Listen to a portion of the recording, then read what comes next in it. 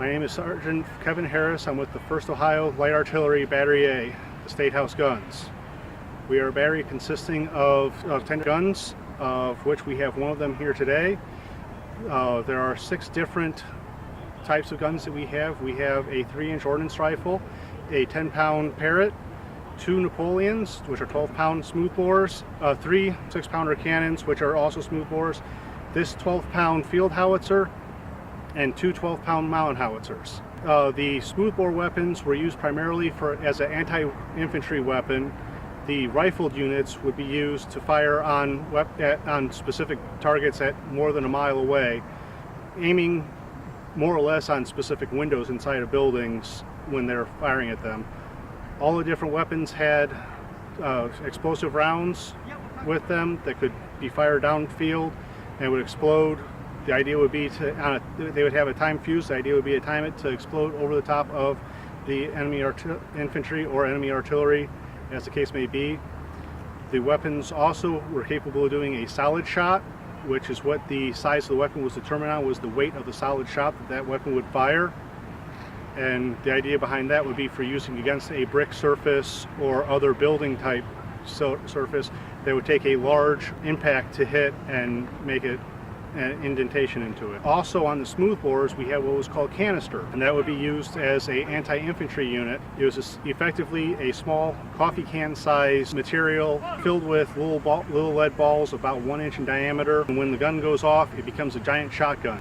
Sometimes we would even put 2 of those rounds in there at the same time if the enemy infantry was getting very close, and it would cause even more destruction within the infantry lines, causing a greater wider dispersal of the weapon. This particular weapon is the 12-pound Field Howitzer. It uses less powder than what the 12-pound Napoleons do, but it can fire the same round out. It has a shorter range than what the Napoleons have. However, the cost savings of A, being a smaller barrel, and B, having a smaller charge inside of it every time we go off, is pretty significant. This is a bronze cannon. All of the smoothbores that we have are bronze pieces.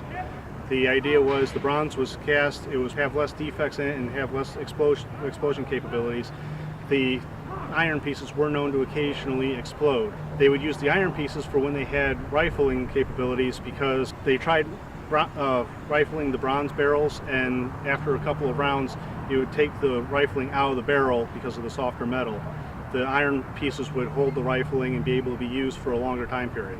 The smallest weapon that we have, the 12-pound mountain howitzer, would be used for going up into the mountains. It was capable of being broken down and put on 3 mules to be able to take up into mountains and around tighter passes. The next size up one that we have is this 12-pound Field Howitzer, which is considerably heavier than what the mountain howitzers are, but also considerably lighter than the other field pieces. And it would also be used for going into lighter places, a little bit more maneuverable, and like I said before, a considerable cost savings as far as the cost of the weapon and of the ammunition. The next size up that we have is the 6-pound guns, which fire a slightly smaller round but use the same charge as what this weapon does, same amount of gunpowder as this weapon does for firing. So it costs more to fire the same amount of material downrange, and it has a slightly longer, slightly heavier barrel, so it costs a little bit more to make it.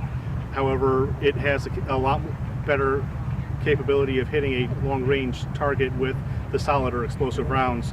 This one has a bit of an issue with being able to hit longer range targets with the smaller charge to the heavier round. The next size up smoothbore that we have is the 12-pound Napoleons, which has fires a 12-pound solid ball, same as what this one does, but has almost twice as much gunpowder behind it, giving it a range of about 1.25 miles compared to the 3/4 mile range of this weapon.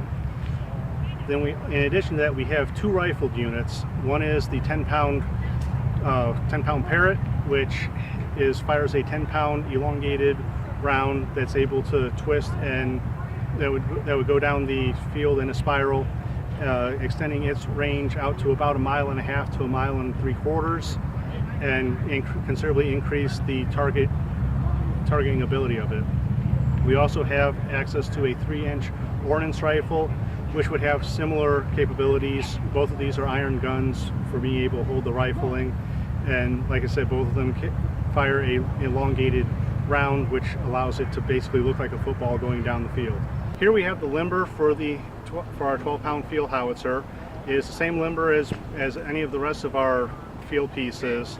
During the war, this would be how we transport the ammunition to keep it around the gun. On the limber, you have a single ammunition chest here. Caissons would be fairly similar. Except they would have a second ammunition chest, and then they would have a wheel on the back of it, along with a different attaching mechanism on the front, and we'll get into that here very shortly. This area up here is the drum, and there will be a 6-horse team attached to the front of this to take the cannon around to different places. The cannon would attach to the back of this limber, and you'd be able to maneuver the cannon from place to place using the team of horses, the cannon, and the limber, keeping it all together. Also, we would have a second 6-horse team with a limber and then a caisson attached to that, so we had additional ammunition, giving us four chests of ammunition to a single gun in the field, allowing us to do better at being able to keep our ammunition fresh without having to go back to the stores to gain additional ammunition. Also, at times, for the ability to move the gun while under fire, we had what was called a purlong, which was a long rope with attachments at either end, and we would be able to attach the purlong to the back of the gun and then attach the other end of it to the back of the limber, and then we would be able to transport the gun back at a slower pace, but it would be able to be fired as we were retreating, allowing us to cover our own retreats.